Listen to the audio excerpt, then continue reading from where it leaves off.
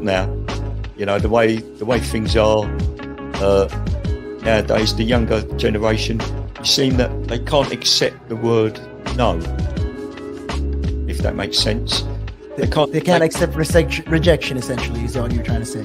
Yeah, they can't accept the word no. So if you, how did I do?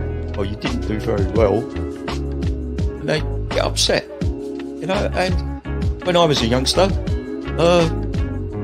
my father used to say to me, because I used to be sport mad when I was very young, well, I still am sport mad, but like participating in different sports. And if I had a bad game, for example, he'd say to me, "You had one to forget." That's it. Your dad sounds like a smart guy. I mean, yeah, that's the real fact of the matter. Yeah. He'd say to me, "You had one to forget. Get over it," and that was it.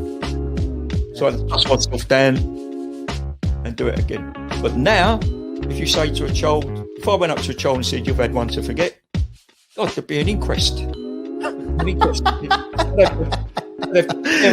mean, why did you reject my son? Oh, I haven't rejected your son. Or daughter.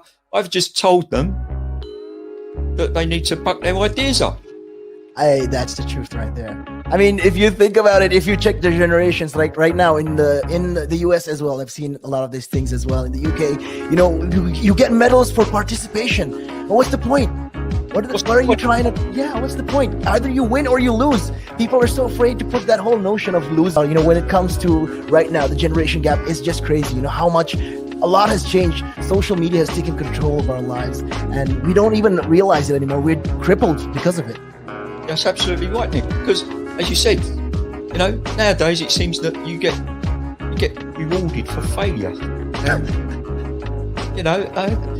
For the life of me, Nick, I can't get my head around that. Perhaps I'm just getting old and morbid, I don't know. I just can't get my head around how you could be rewarded for failure.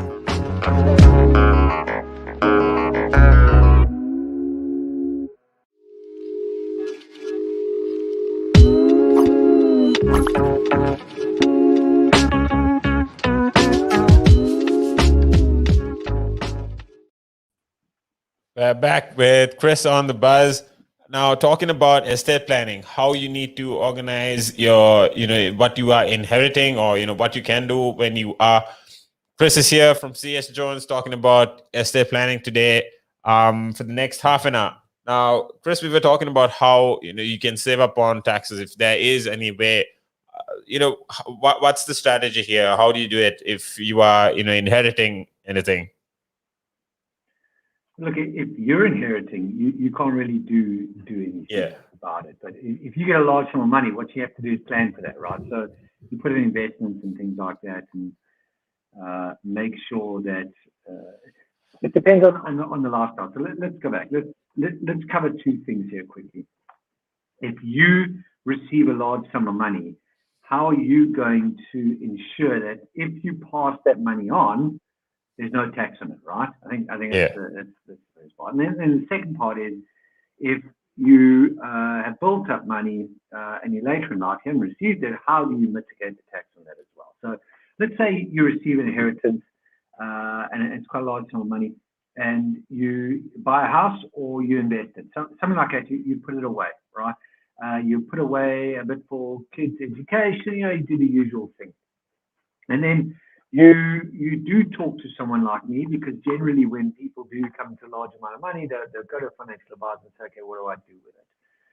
Make sure, first of all, that financial advisor includes a question of, we should go through your estate planning with this, because, your wishes and your death may change.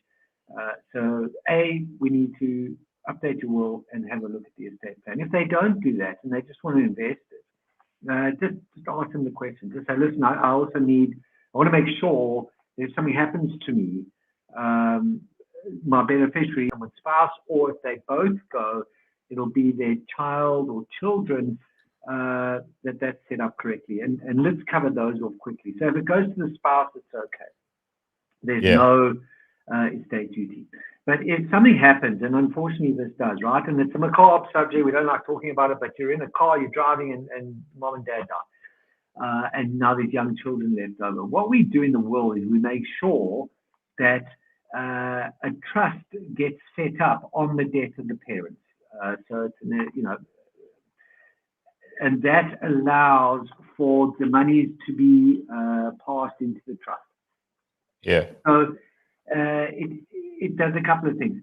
It mitigates other family members or guardians or people that you may not trust implicitly from taking the money and doing whatever they want with it, because there'll be a trustee that governs it, and we always place professional trustees on our trusts with the people you want. So a person says, okay, if both of us go, my sister and her husband will be the guardians of our children, and they'll also be the trustees, but we'll also have the professional trustees.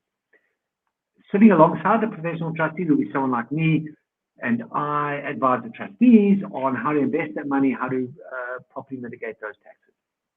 Unfortunately, I've got a quick question. Now, when you talk about trustees, and when it comes to inheriting, there's capital gains tax that we spoke about a while back. Is it similar to that, or is it that the minute it's written in your name, the minute whoever passes away, you're liable to this 40%, or can you take it off? Can you sell it by parts, or what? Is there any strategy there? Look, it's a good question. The beneficiaries are not liable for the tax. The estate is. So when you die, all your belongings and all your assets become part of your estate. That's why we call it estate planning. Yeah. And the estate is then liable for any taxes. And that includes, which people don't realize, it includes income tax. Because if you've been working, let's say it's me and I'm working and I suddenly pass, there's an income tax bill to pay somewhere. So that's got to get paid. If any assets get sold, if any houses get sold, you've got right. There's capital gains taxes, all those taxes that still apply. And on top of that, if it is above the 325,000 limit, you'd have an additional 40% tax on that. So what you'd have in probate, you would have what's called a master and an executor who is named in your will. Someone, and I see this from people. They put people they know as executors in the will, but they don't know the process. It can be quite complicated in this country. So all they do as executors is they pass it over to a professional. So rather put the professionals in place. Not me, someone like me. I can stand as executor, and I do sometimes, but it's not our main job. But what we would do as executor is we would make sure that the assets get passed on in the manner that the deceased wanted. However, our main job is also to settle any debts, being taxes as the main one generally in this thing. Unfortunately, if someone hasn't planned correctly, and the main asset is a house, it's a £1 million house, right? And this is what the beneficiaries are hoping to get. However, we now owe £300,000 in inheritance tax. We will sell the house and pay the tax and distribute the funds. So you've got to be careful on this, and this can happen quite quickly. And there's horror stories abound and all this kind of thing. There's also a cost for executors, and they would generally charge for it. And remember, anyone who's listening to this, negotiate the charge. Most people don't negotiate the charge. They're taking 2% of the estate. So just be in mind. So it's a good question. Beneficiaries are not liable for the inheritance tax. When you eventually receive the inheritance, that is, it is paid, the taxes have been settled. There are a few things that fall outside of this, though. That being pension funds, for the most part. Most pension funds fall out of the inheritance tax net. So if someone dies and you're the beneficiary of their pension, there are choices you can have. So depending on where you are and what you're doing, what type of pension it is, you can either continue to receive the pension or take it as a lump sum. If you take a pension as a lump sum, then there's income tax and other things to worry about. So you definitely need advice on that side. The other thing is any life cover policies, which are in place specifically to cover various incidents on death. So they don't fall into the inheritance tax net. And that is one of the, I would say, most cost-effective ways of mitigating inheritance tax. So you're not really mitigating the tax, you're kind of taking the insurance policy out on it. So as an example, and the segue, sorry, you want to ask something? No, I'm just listening. Okay, so it segues us into the how to assess it, because if you look at your estate and you say, okay, what is my estate? Well, so you don't include your pension, but you include everything else.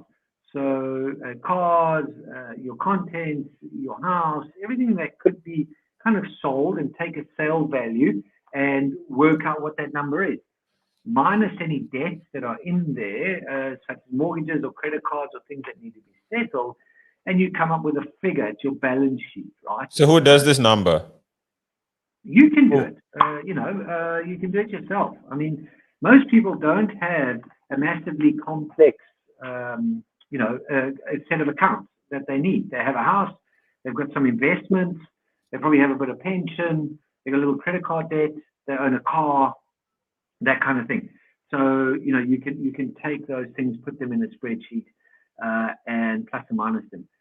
The figure you get left with, if it's over £325,000, you say, fine, you minus £325,000 from that figure, and let's say you get £100,000 left because you had a £425,000 estate. Then you take 40% of that, so it's £40,000. So on your death, your inheritance tax liability maybe, because we always say maybe because things fluctuate, well, that there's £40,000. So what you do is you say, okay, in order for my beneficiaries to receive the full amount of my estate, I'll take life cover out for £40,000. That does a couple of things for you. It's a solution, right? There's a couple of things. A, if the estate is in non-liquid assets, such as the house, which most people, it will be, right? Then that life cover that they took out will get paid out on their death. The estate does not need to be settled because it's outside of the estate. Exactly. So now that person gets the £40,000. Let's, for argument's sake, say the estate duty due is £40,000. So they can take that money, pay the government, pay the tax card, and then the estate gets settled. So it's a way to keep assets intact. If that's a am I being clear, Tim? Because it can get quite, how I'm taking it is, let's say you own maybe real estate, you own cars and a house, right? And you are in debt to the total amount of what your house can, sum up to. Now, what would ideally happen is you'd get someone like you come on board, do the valuations, and then eventually sell the house, and also and that way, transfer whatever that debt is to whoever party, whoever party is owed that money. And then the rest of the assets is what you take for, the inheritance, or what's the term for that? Whoever is inheriting that, the estate. Beneficiary, yeah. The beneficiary, What if you want to pass on the house? You don't want the money, so you actually want the house. I've got this family home, which I don't, but let's say I've got this family home, and I want my kids to have the family home. Yeah. That's where you take life cover out, so that the life cover paid can pay the tax owed to HMRC on the death of the owners, and then your beneficiaries can get the house. So it's a good way. Okay.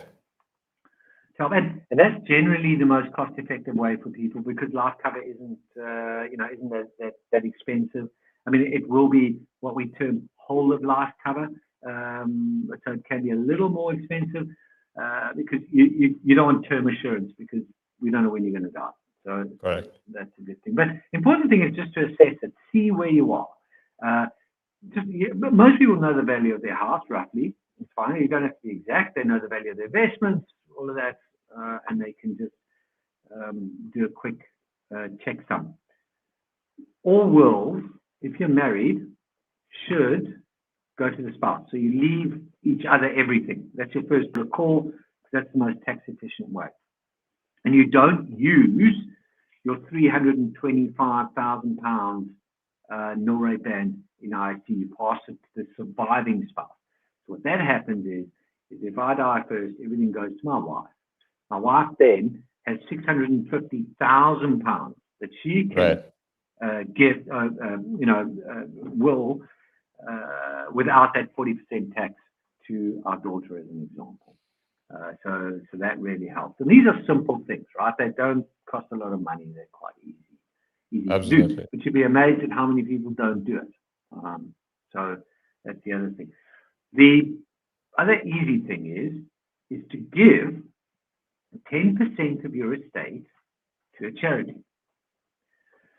If you give 10% of your estate or more to a charity, the inheritance tax rate drops. It goes from 40% down to 36%. So it drops by 10%, which can be a significant saving in itself. So it's always worthwhile, and you're giving to good causes, and you're getting a bit of a reduced rate, which is fine. I have a question with regards to the charity part that you just mentioned. I think we can bring it up in the last talk segment of the show. What really comes under charity? Because I've watched a couple of videos on how millionaires or billionaires, how they handle their assets and they pass it on, how they write off taxes and things like that. And what I saw in common was art. And when you invest in art, or when I say art, I mean drawings and basically visual art that is created by someone that is popularly recognized. You don't really have to pay taxes on that, or do you? How does that work? Where does that go? I think we can talk about that in the next talk segment. Remind me about it. Yeah. Sorry? Remind me about it. Yeah, absolutely. I mean, because I want to see how charity, if that goes under charity, or if that is a separate part. Because if how are they actually saving taxes on whatever their wealth is by investing in art? There's a reason you invest in art, and this conversation is not just in the States or in Europe. It's I think it's pretty much in majority of the world. We can maybe talk about that in the last talk segment. Stay tuned right here. We've got Chris on board for the last show, for the last 15 minutes on the show for the hour. This is The Buzz with Tim and Chris. Good afternoon, everyone. Are you looking to achieve the most relevant qualification to kickstart your career? Then reward yourself with the best globally recognized professional business qualification, CIMA. Irrespective of the field you aspire to succeed in, a CIMA qualification can add immense value to your resume and professional life. Succeed in your CIMA journey with supportive tuition provided by qualified lecturers and resources. Nanaska is the leading registered CIMA tuition provider in Sri Lanka with over a decade in the industry and hundreds